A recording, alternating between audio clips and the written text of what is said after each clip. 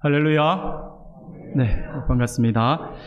네, 하다가, 그쵸. 우리가 헌신 예배 오래 들어가지고, 이제 오후 예배도 생소하고, 헌신 예배도 정말 이렇게 우리가 오래간만에 하고, 그러다 또, 할렐루야, 또 이것도 어색하고, 모든 게 다, 새로운 것 같다라는 생각이, 듭니다. 새로운 느낌은 좋은 것 같아요. 좋은 것 같고, 막 항상 이 새롭다라고 하는 것은, 우리로 하여금 가슴을 그쵸, 설레게 하는 것 같다는 생각들을 해보게 됩니다. 그래서 날마다, 매 주일마다 우리에게 부어주신 하나님의 은혜가 늘 새로워서 우리가 주일 예배 드리고 하나님께 영광 돌려드리는 그 시간들을 보낼 때마다 항상 가슴 설레할 수 있는 저와 여러분들이 되기를 소원합니다.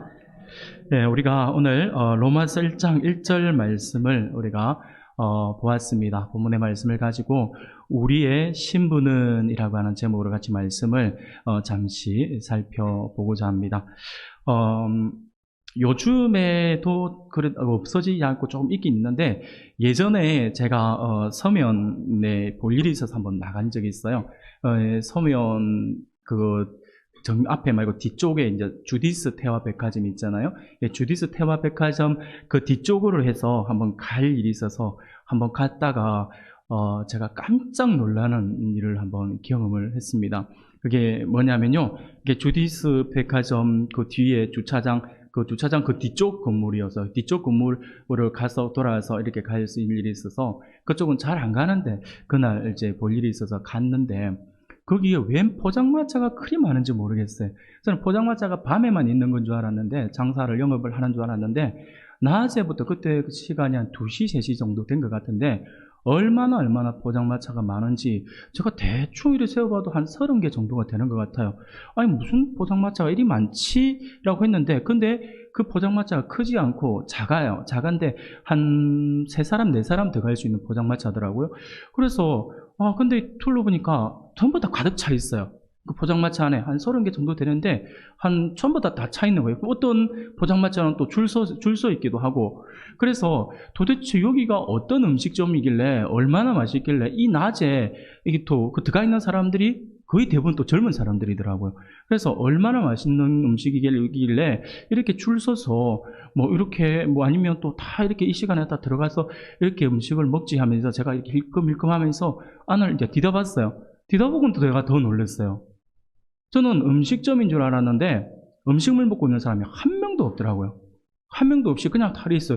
처음에 저는 그 포장마차를 저는 한 번씩 가다가 그때 되어진 일들이 있잖아요. 되어진 일들이나 되어진 사건들을 보면서 항상 이게 좀 그 너머를 좀 많이 엉뚱한 생각을 할 때가 있어요. 그래서 저는 포장마차를 처음 딱 봤을 때 그때 와 되게 많다. 사람 꽉 차 있네. 그때 무슨 생각을 했냐면 그 앞에 치킨집이 있었어요. 그래 와 이 사람들 진짜 아이디어 좋네. 라고 생각을 했어요. 그게 뭐냐니까 요즘 이제 개인주의가 많이 이게 우리가 편만에 있으니까 이 작은 포장마차 한 두세 사람에서 한 4사람 정도 들어갈 수 있는 작은 포장마차를 만들어 둬서 옆에 사람한테 피해를 주지 않고 가족 단위로 아니면 연인 단위로 식사를 할 수 있도록 만들어 놓은 곳인가 보다. 우리가 좀 외곽으로 나갔을 때 음식점 좀 괜찮은 데 가면 방갈로라 해서 작은 방들 만들어서 가족 단위로 이렇게 자기네들끼리 먹고 올 수 있게 해주잖아요. 도심 가운데 저는 포장마차를 그리 만들어 놓은 줄 알고, 그래서 뒤져봤더니 음식 냄새도 하나 안 나고 음식을 먹는 사람이 한 명도 없는 거예요. 그런데 보니까 사람들은 꽉 차 있고요. 그게 뭐 하는 거지 싶어서 한번 딱 쳐다봤더니 뭐냐면요, 타로점 혹시 아세요?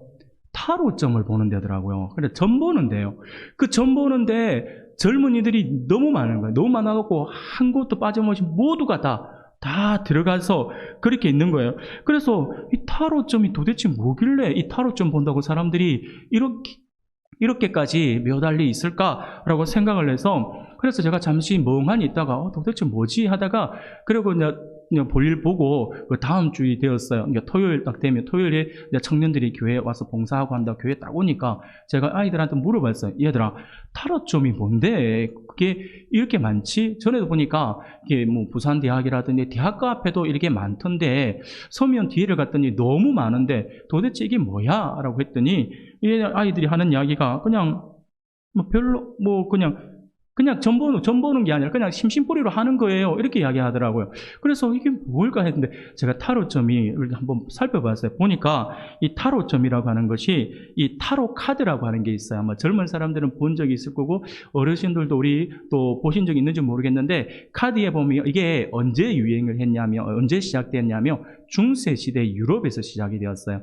중세시대 유럽에서 타로라고 하는 그리전 뭐 기사라든지 아니면 막이라든지 뭐 어떤 천사라든지 어떤 그런 의미를 둔 그 그림들이 있어요. 그 그림 카드를 쫙 펼쳐 놓아요. 이 딱 펼쳐 놓으면 그러면 점 보는 친구가 만약에 왔으면 거기서 카드를 몇 장을 뽑아요. 몇 장을 뽑아가지고 그래가지고 이 타로점을 해석하는 사람, 쉽게 말하면 타로점을 보는 그 사람이 이게 딱 보고 줘요. 그럼 그걸 보고 뽑은 그걸 보고 이 사람의 운세를 이제 점쳐주는 거죠. 그래서 이걸 뭐 14세기 유럽에서 시작이 되었는데 14세기경부터 유럽에서 사용된 그 그림 카드를 가지고 점을 보러 온 사람들이 선택한 그 카드를 가지고 이 사람의 운세 아니면 처세 아니면 연애 운 아니면 사업 그리고 뭐 취업 등의 일상사들에 대해서 점을 보는 그러한 것이 바로 이 타로라고 했습니다. 그래서 타로라고 하는 의미를 보니까요.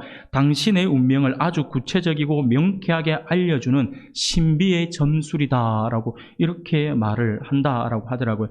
그래서 제가 그 이야기를 듣고도 깜짝 놀라고 근데 우리 젊은이들이 아무렇지도 않게 뭐 그냥 웃으면서 그거 뭐 그냥 심심풀이로 하는 거예요 라고 이야기하는 그 말에도 제가 너무 놀랐어요. 그러면서 하는 이야기가 아이들이 요즘 대학가에서 너무 성행하고 젊은 세대에 있어서는 하나의 문화라고 이제 볼 수 있어요 라고 이야기를 하는데 그 말을 듣는 순간 제가 너무 화가 나더라고요. 이게 왜 문화가 되지 싶어서 너무 화가 났어요. 그래서 제가 막 화를 내었던 기억이 나요. 아니 귀신의 힘을 빌어서 점을 보는 것처럼 그런 흉내를 내고 그렇게 점을 보는 그것을 따라하는 그게 어떻게 젊은이들에게 문화가 될 수 있냐고. 그것도 공부 좀 하고 대학이면 또 그렇잖아. 애들 또 요즘 대학생들 뭐 대학 가지만 사실은 우리 또 대학 그러면 지성인들이라고 우리가 보잖아요. 근데 이 지성인들이라고 하는 이 친구들이 어떻게 이 점 보는 것을 문화라고 생각을 하지라고 하는 것 때문에 제가 좀 화를 좀 냈어요. 그러면서 너희들도 보나라고 했더니 아니요 우리는 안 하죠라고 이야기를 하더라고요. 아마 제가 또 더 혼낼까봐 참 그런 이야기 했는지 모르겠는데.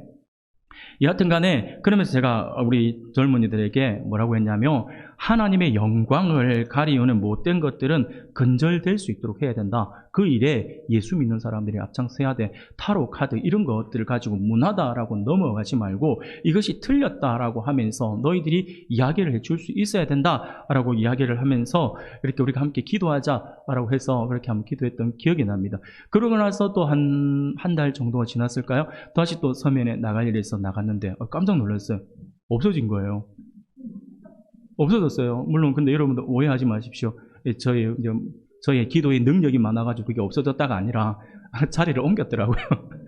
아마 도로 정비 사업 차에서 그랬는지 모르지만 너무 많아가지고 저도 깜짝 놀랐는데 아마 그게 또 뭐 문제가 되었던 것 같아요. 그게 없어진 것이 아니라 물론 많이 축소가 되었는데 그것이 이제 그 자리에서 어디로 갔냐니까 나중에 보니까 지금의 서면 NC백화점 그 앞에 보면 또 이렇게 또 한 5개에서 10개 정도 줄을 딱 이렇게 서가지고 그렇게 하고 있더라고요. 근데 그날은 NC백화점에 이제 볼일을 본다고 갔는데 거기 있어서 여기 있구나 해서 없어지진 않았구나 라고 생각을 했는데 어떤 집은 사람이 없어요.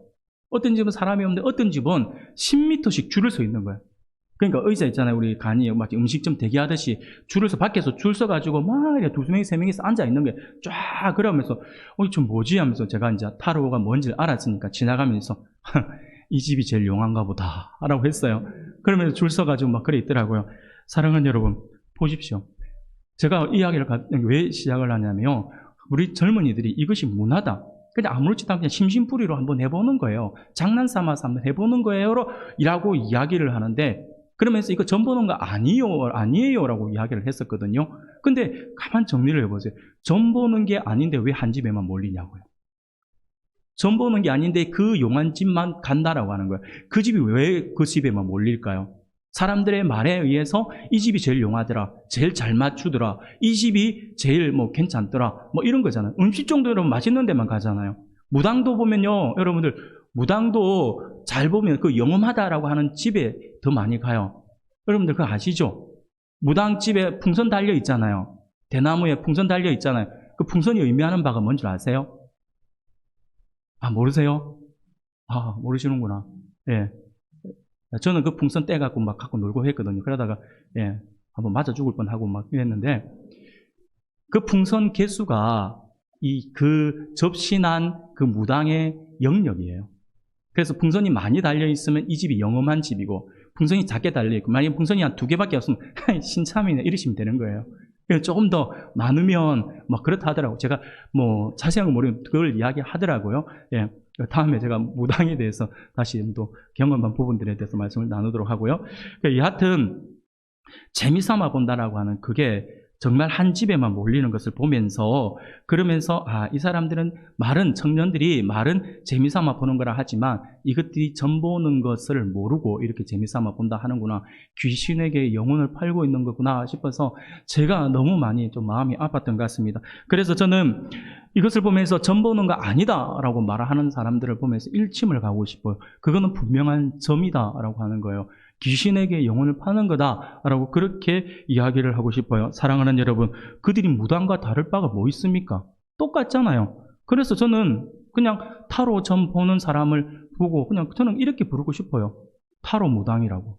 뭐가 다를 건지 모르겠어요.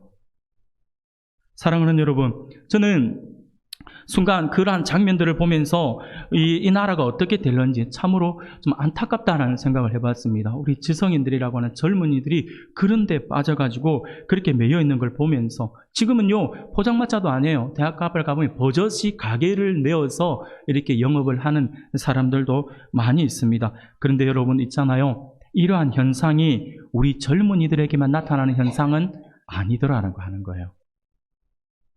사회 전체적인 모습을 우리가 반영하고 있다 해도 과언은 아닐 거다라는 생각이 들어집니다.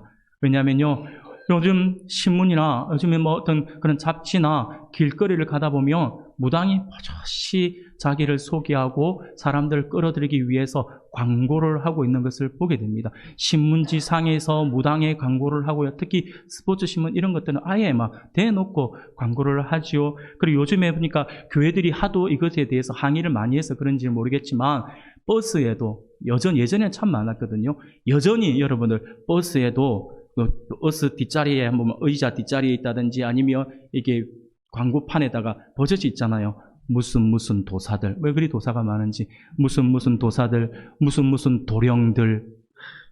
근데 또 신기한 게 보니까 이 귀신이, 남자 귀신이 좀 영험한가 봐요. 이 박수무당, 이 도령, 이 도사들, 이런 사람들은 참 많은데 선녀는 많이 없는 것 같아요. 가끔 가다가 이제 선녀님들이 있긴 있던데, 예. 어쨌든 간에 이런 것들이 버젓이 광고를 하고 있다는 거예요. 심지어 요즘에는요, 그룹을 형성해서 한 팀을 만들어요. 팀을 만들어가지고 전화 상담을 해주는 팀도 있고요. 길을 가다 보면 버젓이 현수막으로도 이게 자기 무당 스스로가 이제 가격까지 붙여가지고 한 번 보는데 2만 원 버린다든지 써붙여 놓은 것을 보게 됩니다. 그런데 그런 광고들을 보면요, 정말 화가 나는 문구가 하나 있어요. 그 문구가 뭐냐면요, 그런 거예요. 여러분들 보셨는지 모르겠네요.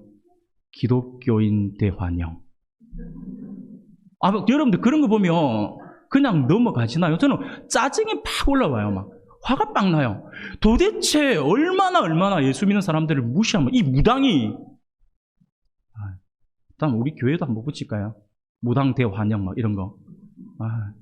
제가 농담하면서 집사람 보고 얼마 전에 지나가면서 우리도 교회 플랜카드 하나 걸까? 뭐 성도 모집 막 이런 거.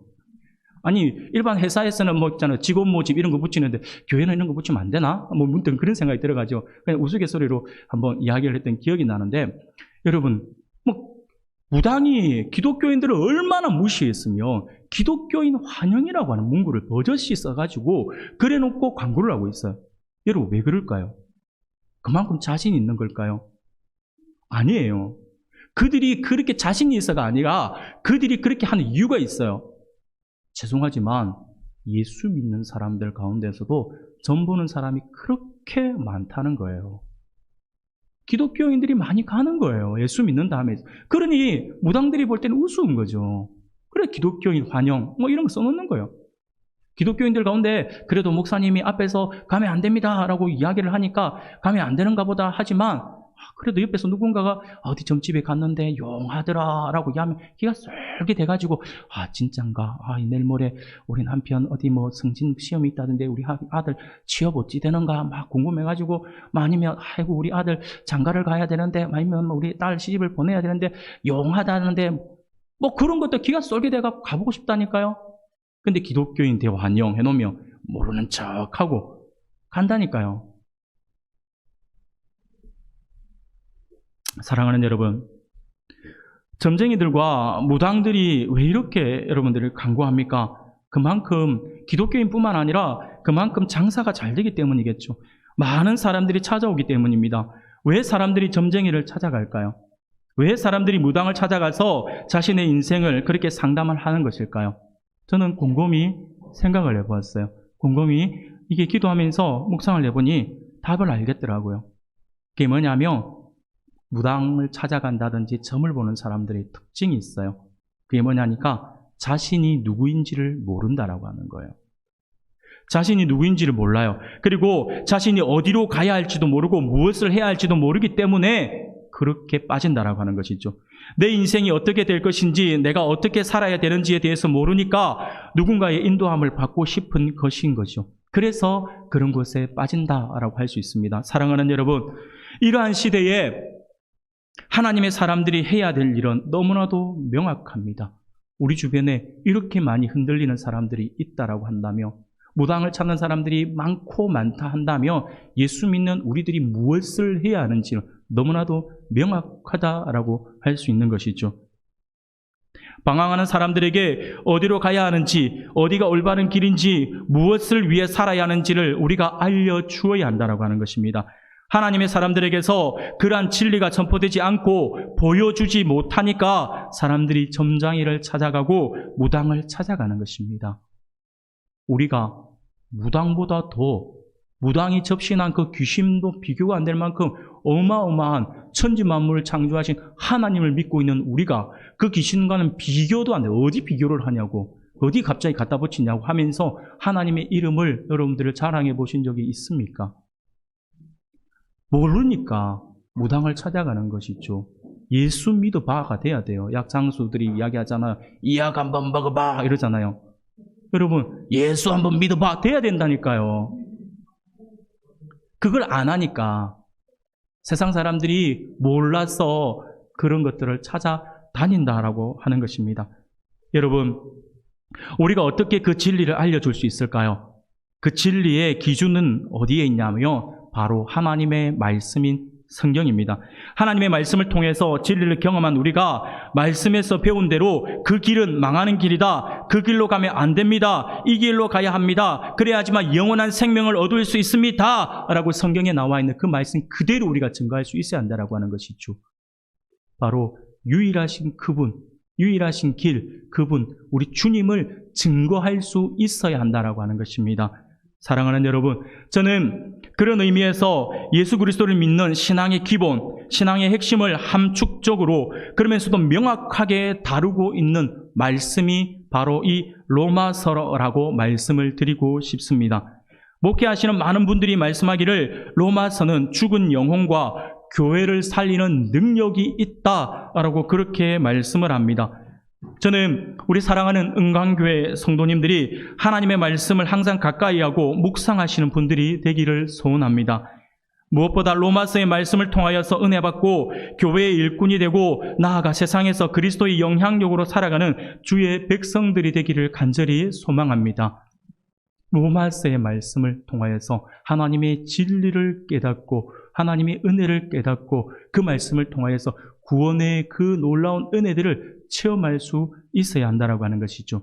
사랑하는 여러분, 우리가 이처럼 세상에서 영향력 있는 하나님의 백성으로 살아가기 위해 가장 먼저 우선되어야 할 것이 있는데 그것이 무엇이냐니까 바로 내가 지금 누구인지를 자신의 신분을 분명히 알아야 합니다. 바로 자신의 정체성이 알아야 한다라고 하는 것이죠. 정체성이 있어야 한다라고 하는 것이죠. 이 자아 정체성이 없는 성도들은요, 미래를 볼 수가 없어요. 내가 누군지 모르니까요. 미래를 볼 수가 없죠. 미래를 볼 수 없는 성도들은 당연히 현실 속에서 삶이 충실해질 수가 없어요. 내가 누군지를 모르니까요. 우리가 시대에 영향력을 행사할 수 있는 신앙이 되기를 원한다며 가장 먼저 자신이 누구인지, 내가 왜 이곳에 있는지, 그리고 내가 무엇을 해야 하는지를 분명히 알아야 한다라고 하는 것입니다. 자신이 누구인지에 대해 분명히 아는 사람은 또한 자신이 지금 무엇을 해야 하는지를 아는 사람이라고 할 수 있죠. 또한 자신이 무엇을 해야 하는지를 아는 신앙인은 시간을 절대로 헛되이 쓰지 않습니다. 시간을 아끼게 되어 있어요. 그런 의미에서 오늘 우리가 함께 읽은 본문의 말씀은요, 비록 한 절의 말씀이지만 매우 중요한 의미를 우리에게 가르쳐주고 있는 말씀이라고 할 수 있습니다. 왜 그럴까요? 본문은 바로 하나님 앞에서 바울이 스스로 자신의 정체성을 고백하고 있는 말씀이지만 이 고백은 곧 오늘 우리 그리스도인들의 정체성에 대해서 말씀을 해주고 있는 귀한 말씀이기 때문이라 할 수 있습니다. 사랑하는 여러분, 그러므로 저는 오늘 재직 헌신 예배를 통하여서 오늘 본문 말씀 안에서 바울이 스스로 고백하고 있는 자신의 정체성을 한번 같이 살펴보고자 합니다. 그리하여서 바울의 이 고백을 오늘 우리들이 누구인지 우리의 신분에 대해서 함께 살펴보면서 바울의 이 고백을 오늘 우리의 고백으로 삼고 우리 또한 그 고백을 해서 하면서 올 한 해 재직으로서 그리고 하나님의 백성으로서 어떻게 나아가야 할 것인지에 대해서 다짐할 수 있는 귀한 시간이 되기를 소원합니다. 사랑하는 여러분, 오늘 본문의 말씀 1절의 말, 한 절의 말씀이지만 이 본문에서 바울은 자신의 신분에 대해서 이렇게 이야기합니다. 첫 번째는요, 우리는 예수 그리스도의 종입니다 라고 고백을 하고 있어요. 예수 그리스도의 종 바울이다 라고 말씀을 하고 있죠. 우리들에게 동일하게 적용할 수 있는 말씀입니다. 그런데 우리가 여기서 종이라고 할 때 그것을 오해를 해서는 안 됩니다. 우리가 종이라고 할 때 이는 하나님이 우리를 처음부터 종으로 만드신 것이 아니에요.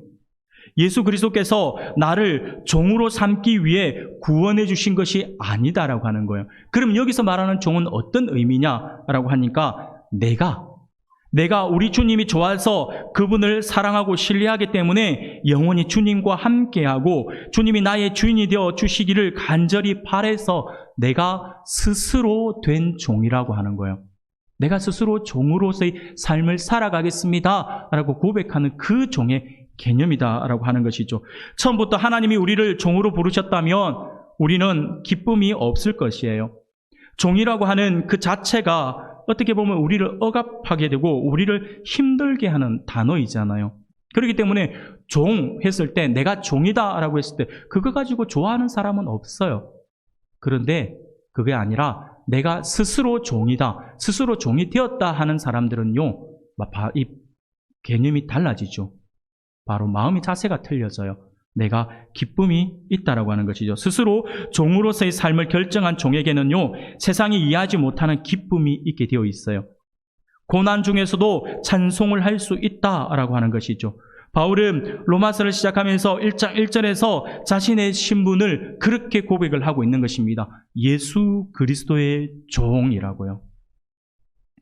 바울은 자신의 신분에 대해서 먼저 예수 그리스도의 종이라고 이렇게 고백을 하죠. 이 말씀은 곧 오늘날 예수 그리스도를 믿는 우리의 신분도 동일하다라고 하는 것을 일러주고 있는 말씀입니다. 우리 또한 예수 그리스도의 종이다라고 하는 것입니다. 여기서 쓰인 종이라고 하는 단어는요, 헬라어로 한번 들어보셨는지 모르겠네요.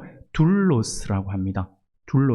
둘로스라고 하는 단어인데 이 둘로스라고 하는 단어가 어떤 의미냐면 종이라고 하는 단어를 가지고 있지만 동일하게 노예라고 하는 의미를 같이 가지고 있어요. 다른 사람이 나를 소유하고 있다라고 하는 그러한 뜻을 가지고 있는 단어입니다. 그러나 조금 전에도 말씀을 드린 것처럼 우리는 강제적인 소유가 된 사람들이 아니라 내가 원해서 종이 되고 노예가 되었다라고 하는 것이죠. 예수 그리스도께서 나를 종으로 쓰신 것이 아니라 내가 예수 그리스도의 종이 되기로 결정을 했다라고 하는 거예요. 이것은 굉장히 성경적인 부분이라고 할 수가 있습니다.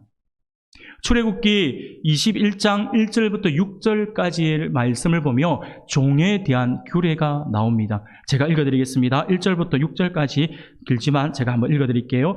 내가 백성 앞에 세울 법규는 이러하니라.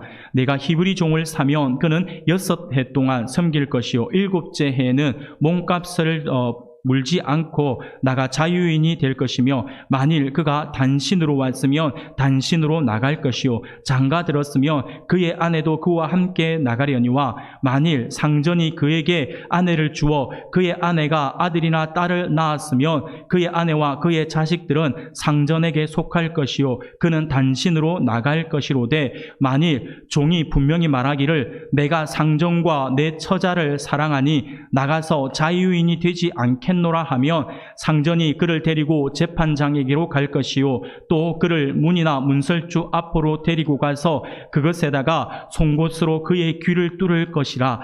그는 종신토록 그 상전을 섬기리라는 것에다가 송곳으로 그 귀를 뚫을 것이라. 그가 영영 그 상전을 섬기리라. 아멘. 사랑하는 여러분, 주인이 원해서 선택한 종이 아니다라고 하는 거예요. 노예로 있다가 6년이 지나면 영원히 종으로 남을 것이냐 아니면 자유할 것이냐에 대한 선택을 주는 거예요. 선택을 줬을 때 이 노예가 내가 주인을 사랑하고 내 아이의 처와 나의 아들, 나의 자식들을 사랑하기 때문에 그렇다고 해서 처자가 있는 사람만 적용이 되는 게 아니에요.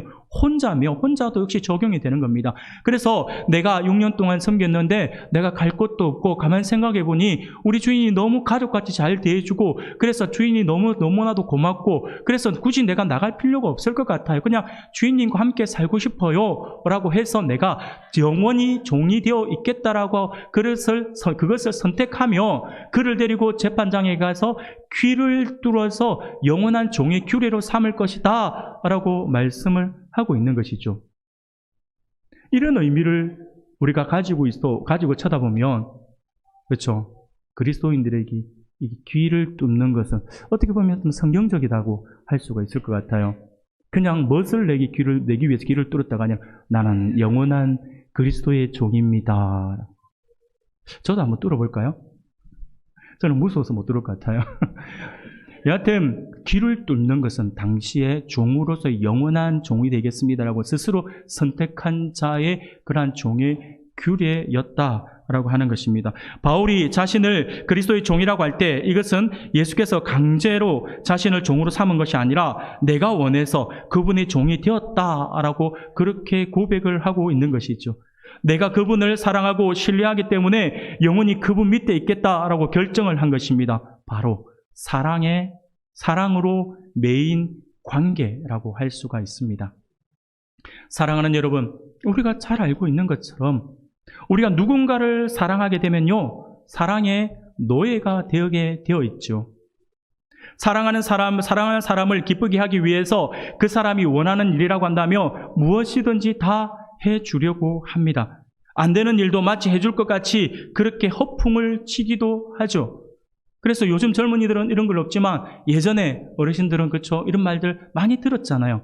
내가 손에 물 한 방울 안 묻히게 해줄게. 하늘의 해와 달도 다 따줄게. 막 그런 허풍을 떨잖아요. 그러면서 왜 안 따주냐라고 하면 실제로 별을 따달라, 별을 따달라, 달을 따달라 하며 하는 신용을 하잖아요. 그래서 조금 센스가 있는 사람들은 하는 신용을 하다가 안 되면 어떻게 합니까? 여기 있네 별, 여기 있네 달, 이런 거 모르세요? 죄송합니다. 제가 괜히 괜한 것을 했네요. 예. 그렇게 하면서 억지로 자기가 별이다라고 이야기를 하기도 하고요. 이것조차도 안 되는 사람은 아주 그렇게 이야기를 하죠. 별 따줄 수 있지, 따주면 되지. 근데 별이 중요하나, 내가 중요하나? 선택해라! 이렇게 농담을 한다든지, 어쨌든 그런 억지를 쓰기도 하죠. 여하튼 사랑하는 여러분, 그렇게 사랑하면요, 사랑하는 사람을 위해서 무엇인가를 맞춰주려고 하고 무엇인가를 노력하려고 하고 배려를 하려고 하는 것이 당연한 거예요. 그것을 우리는 사랑의 노예가 된 상태다라고 이야기를 할 수가 있겠죠. 그렇습니다. 사랑을 하게 되면 자신의 의지를 상실하게 되죠. 자신의 모든 권리를 포기하게 됩니다. 내일이 시험인데도 사랑하는 사람이 나오라고 하면 시험이 눈에 보이지 않죠. 네가 원하는 일이라면 난 뭐든 할 수 있어. 잠깐 보고 오늘 밤을 새워서 공부하지. 막 그러면서 하게 되는 것이죠. 바로 종된 관계예요. 이게 종이 안 좋은 의미에서의 종이 아니라 사랑에 매이면 그렇게 된다라고 하는 것이죠. 사랑하는 여러분, 그런데 지금 오늘 우리의 모습을 한번 돌아보기를 원합니다.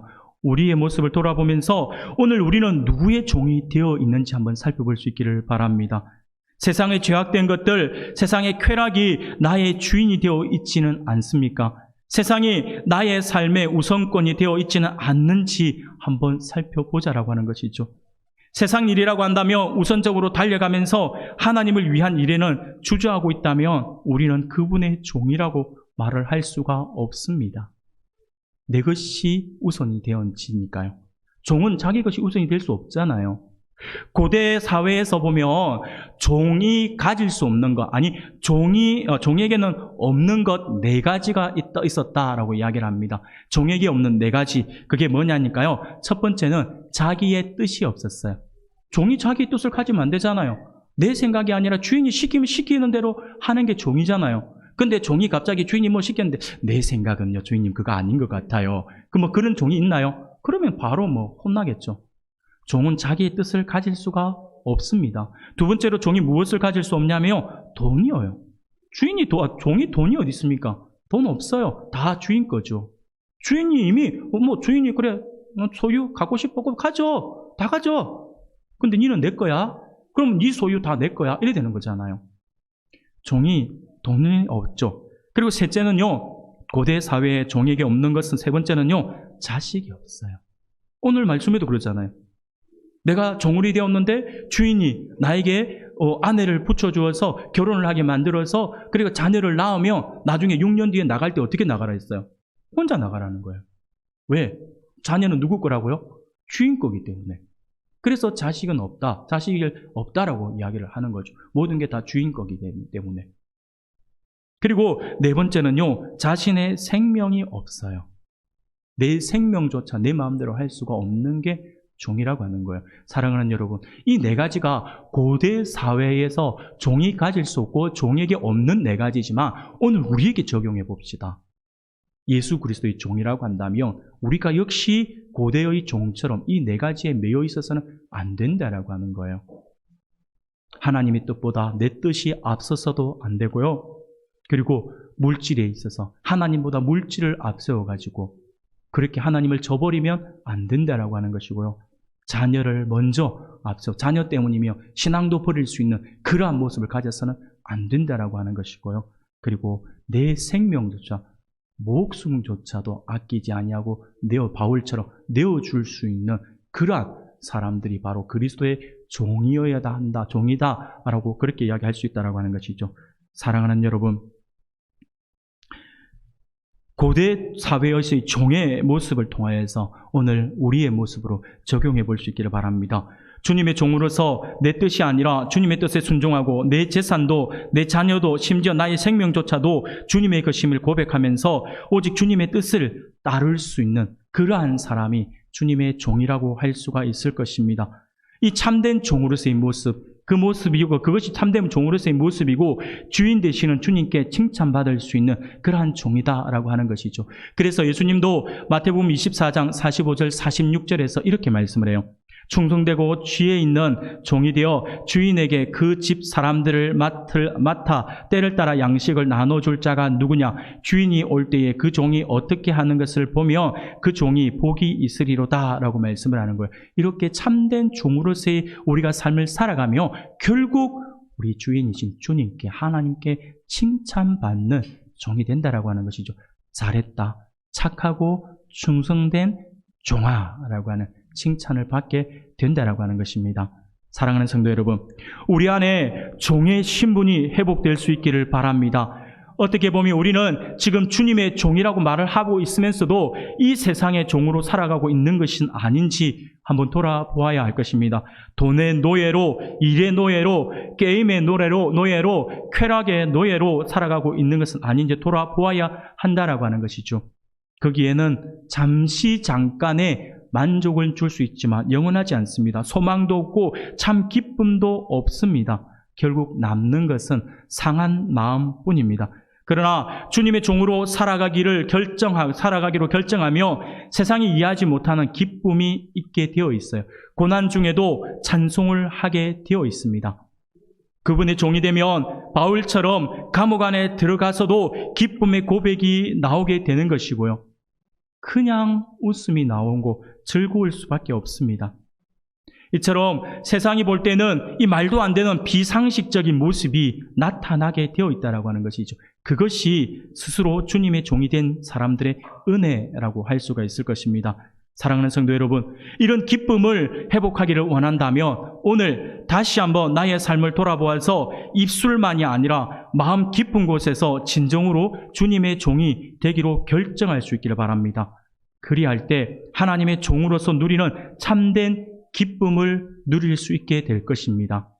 두 번째로 오늘 바울이 자신의 신분을 무엇이라고 이야기를 하고 고백을 하고 있습니까? 그는 자신을 사도로 불렀다라고 이야기를 하죠. 오늘 우리에게도 적용해 보면 오늘 우리의 신분이 어떤 신분이냐니까 첫 번째가 종이다라고 말씀을 드렸죠. 두 번째는 바울처럼 우리도 역시 영적 사도된 존재들이다라고 하는 것을 기억해야 합니다. 우리가 사도들이에요. 영적 의미로서 사도들입니다. 바울은 자신을 하나님께서 사도로 부르셨다라고 말씀을 하죠.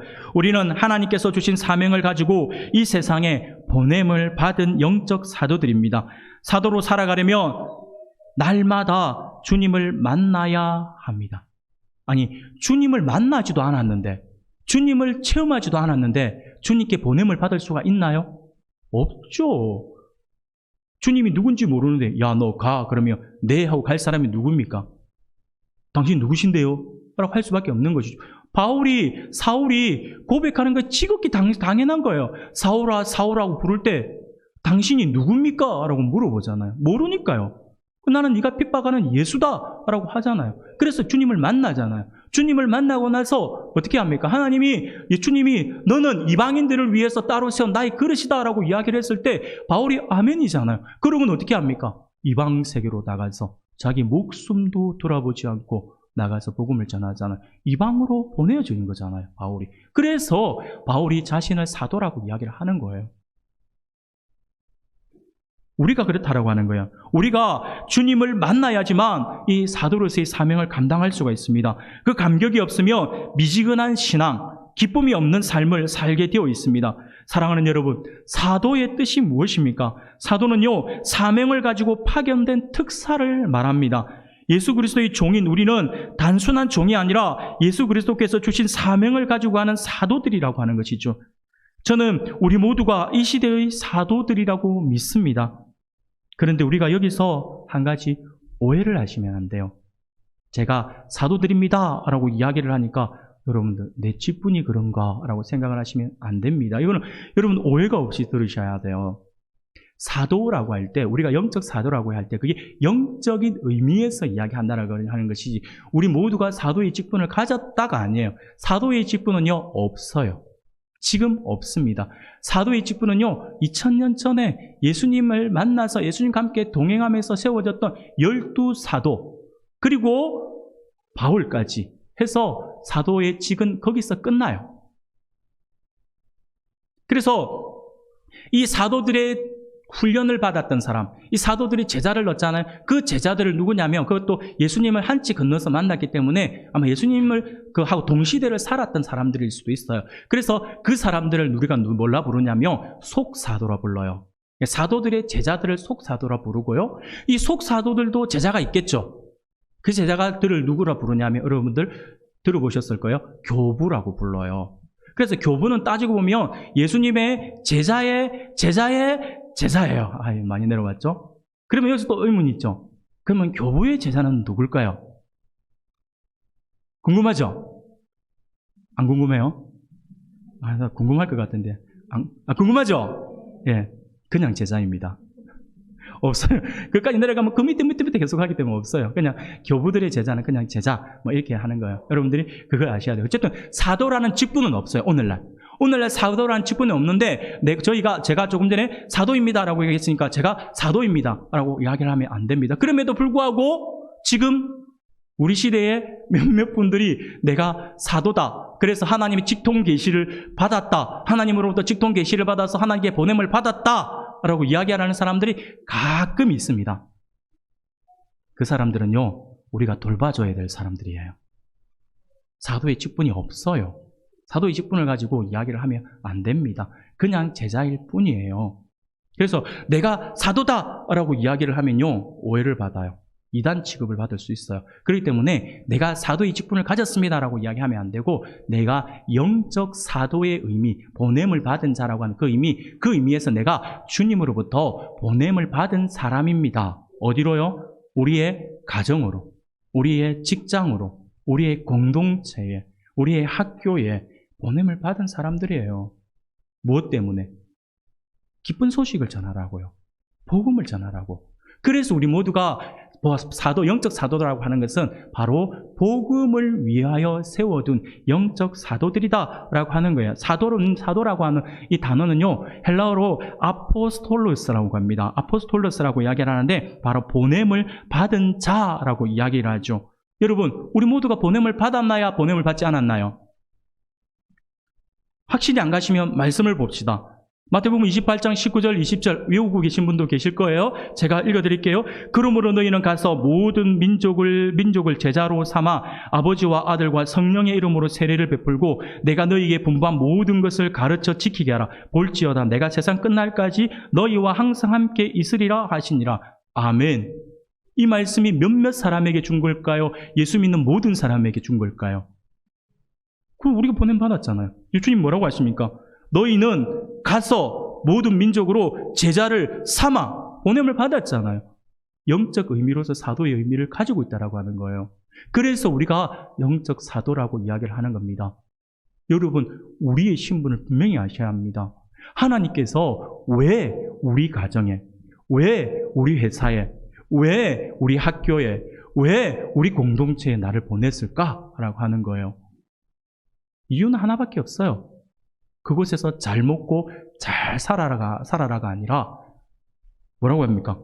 모든 민족으로 제자를 삼아 아버지와 아들과 성령의 이름으로 세례를 베풀고 내가 너희에게 분부한 모든 것을 가르쳐 지키게 하라. 제자 삼아라고 하는 거예요.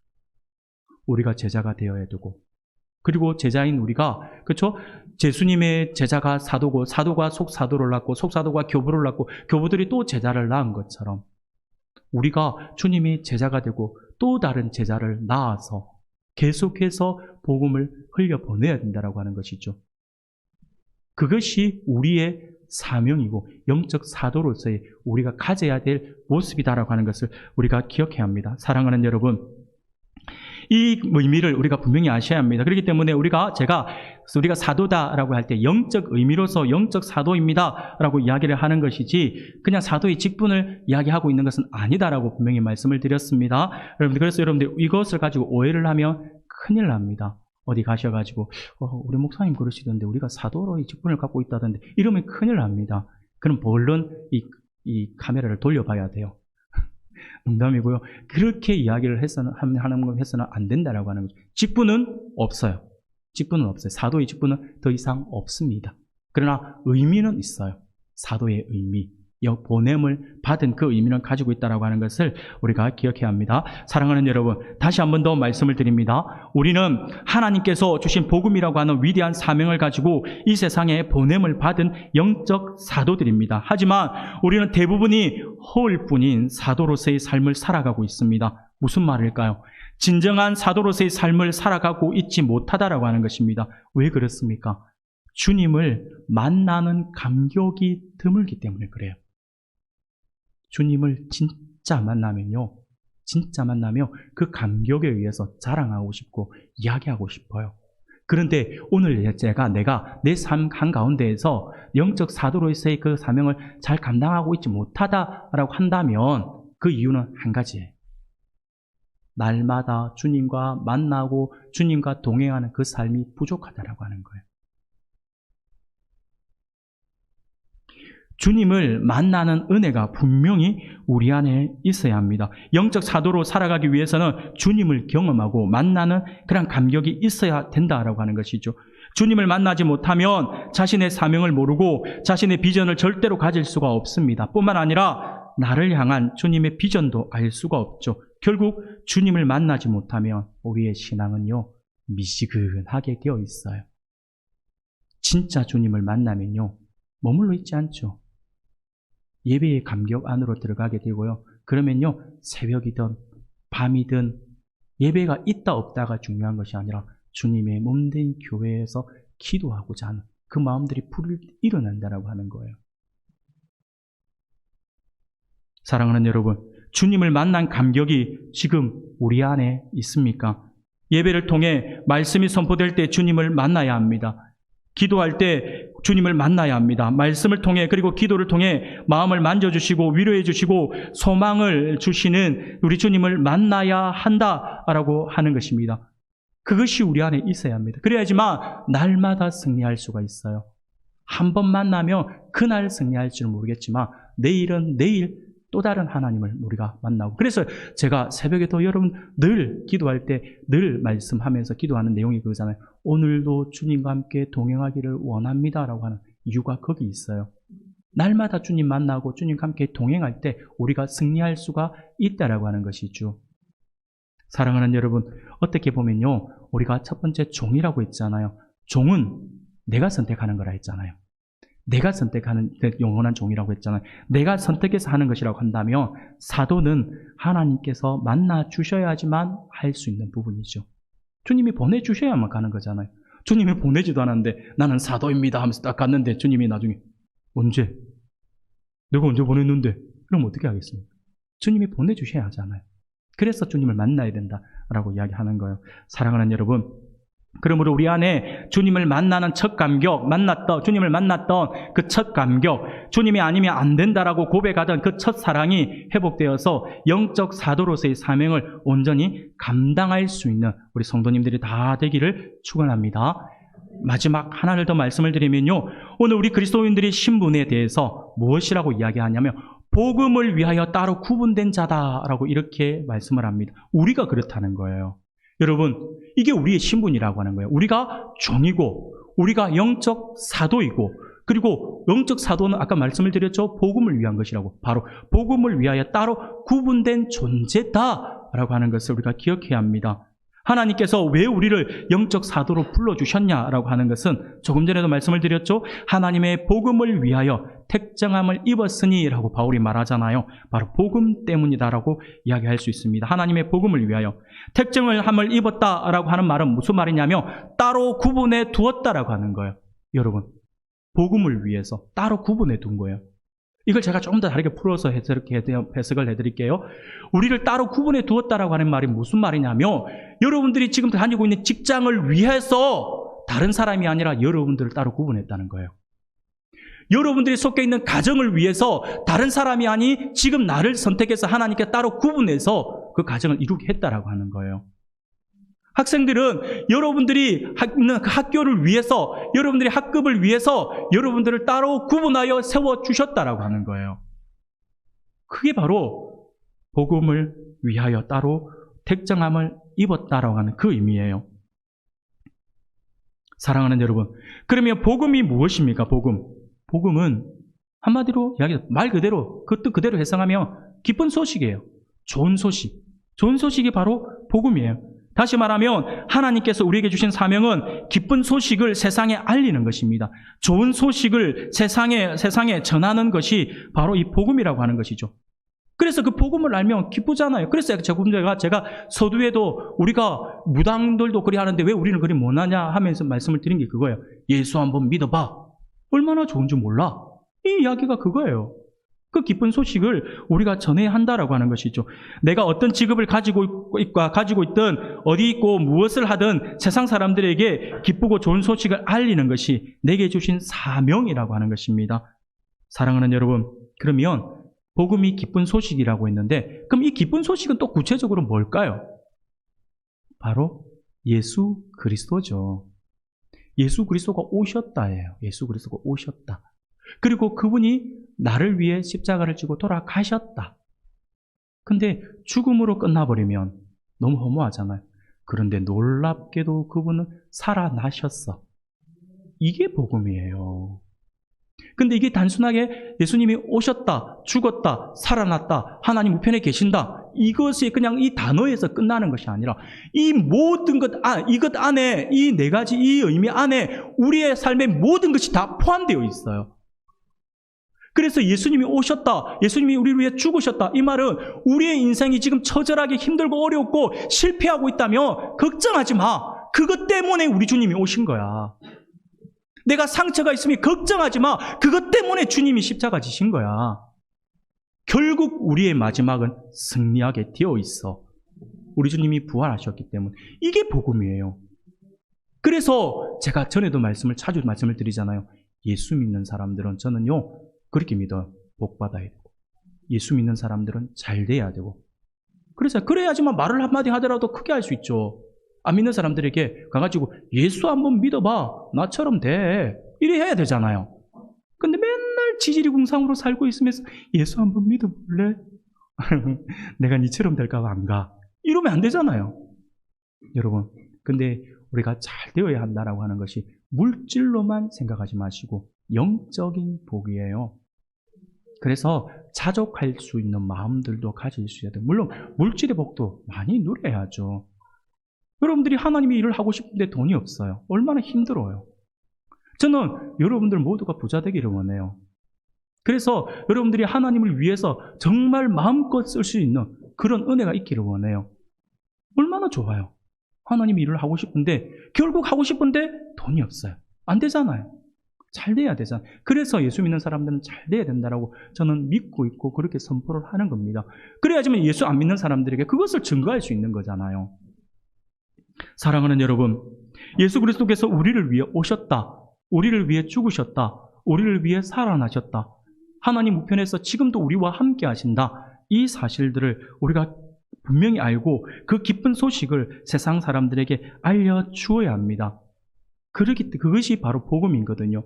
바로 여러분들 남편 때문에, 자식 때문에, 직장 때문에, 돈 때문에 혼자 쏙썩이지 말고 예수 그리스도께 나오십시오라고 우리가 다가가서 그들에게 이야기할 수 있어야 합니다. 그분이 위로해 주시고 그분이 해결해 주시고 은혜를 베풀어 주실 것입니다 라고 하는 확신을 가지고 이야기할 수 있어야 한다라고 하는 것이죠. 그래서 내가 체험이 있어야 되는 거예요. 내가 체험하지 못하면 그거 말 못해요. 그렇잖아요. 여러분들, 내가 미국을 안 가봤어요. 미국을 안 가봤는데 내가 미국을 갔다 온 사람만큼 리얼하게 이야기할 수 있을까요? 못해요. 미국에 가서 나이아가라 폭포 앞에서 와, 하나님이 이런 것을 창조해 주셨구나 라고 하면서 그 감격을 경험한 사람들은요, 와서 한마디만 딱 해도 돼요. 한번 가봐. 말로 못해. 제가 가본 건 아니에요. 가본 건 아니지만 그냥 이렇게 하지 않을까 싶어서. 여러분, 왜 이야기하냐면요, 예수님을 모르는 사람들은, 만나지 못한 사람들은 말하고 싶어도 말 못해요. 누군가가 힘들고 어려운데 하나님께서 나를 어떻게 인도해 주셨는가에 대한 체험이 있는 사람들은요, 바로 이야기할 수 있죠. 그래서 제가 간증이 중요하다고 말씀을 드리는 거예요. 가서 내가 예수를 믿었더니, 내가 힘들고 어려웠는데 예수를 믿었더니 하나님께서 나를 이렇게 인도해 주셨고 이렇게 내 길을 열어주셨어 라고 하면서 간증을 할 수 있어야죠. 예전에 제가 어느 교회에서 주일학교, 중고등부 사역을 하는데, 죄송합니다. 이렇게 이야기를 해서 제 아내가 교사로 이렇게 섬기는데, 우리 그 아이 가운데, 중학생 아이 가운데 이게 공부 잘하는 애가 하나 있었어요. 그 공부를 잘하다 보니까 이 아이가 이게 시험 기간만 되면 한 달이 시험 기간인 거예요. 한 달이 시험 기간이니까 교회를 안 나와요. 한 달 동안. 이 녀석 시험 기간이군. 공부를 잘하니까 성적을 계속 유지를 해야 되는 거잖아요. 근데 이 아이가 1학년, 2학년 때 거의 막 탑에 있었는데 3학년 되면서 공부를 주일에 빠지면서 공부를 하는데도 계속 성적이 계속 이렇게 상위권에 있는데 1등을 하지 못하는 거예요. 계속 밑에만 있는 거예요. 전교 1등을 못 밑에만 있는 거예요. 그러니까 제 아내가 이제 자기 반이었는데 그걸 애들가 들고 우리가 한번 하나님이 어떤 하나님이신지에 대해서 우리가 한번 경험해보자 하면서 애 붙들고 이야기를 했어요. 이제부터 결단을 해라. 주일 네가 빠지지 말고 학원 가지 말고 그거 빠지지 말고 주일 예배 참석하고 주일 성수 온전히 해봐. 그러고 나서 성적이 어떻게 됐는지 지금까지 네가 주일 빼고 갔을 때의 성적과 주일 섬길 때의 성적을 한번 비교해보자 라고 된 거예요. 그런데 이 아이가 그 말을 듣고 한번 해보겠습니다 라고 해서 그때부터 시험 기간에 애들이 안 빠지고 계속해서 출석을 했어요. 어떻게 될게요? 전교 1등 했어요. 그 다음에도 또 전교 1등 했어요. 그래가지고 이 아이가 어디로 갔냐면요. 그때 당시에 뭐 지금은 또 학교가 조금 이렇게 고등학교가 좀 이런 게 편차 있지만 그때 당시에 어디로 갔냐면 장안제일고인가요? 거기가 자사고로서 이렇게 자사고인가요? 특목고 비슷하게 돼가지고 가기가 어려운 그 학교를 이 친구가 결국 가요. 근데 이 아이가 간증을 하는 거예요. 지가 저한테도 이야기를 해줬어요. 제가 선생님 말 듣고 이렇게 했더니 주일 안 빠지고 주일 성수 열심히 하면서 내가 공부를 했더니 하나님께 저를 인도해 주셨어요 하면서 그 이야기를 애가 간증을 해요. 어떤 일이 벌어진 줄 아세요? 그 아이 때문에 교회 오는 아이들이 나타나기 시작했어요. 여러분, 학원도 공부 잘하는 애 하나가 있으면요 그 아이 때문에 학원이 부흥을 해요. 그래서 그 아이 학원 어디 가냐고 엄마들이 물어보고 그 학원에 보내려고 한다니까요. 근데 전교 1등이 교회에서 나오니 애들이 안 나오겠냐고요. 나오죠.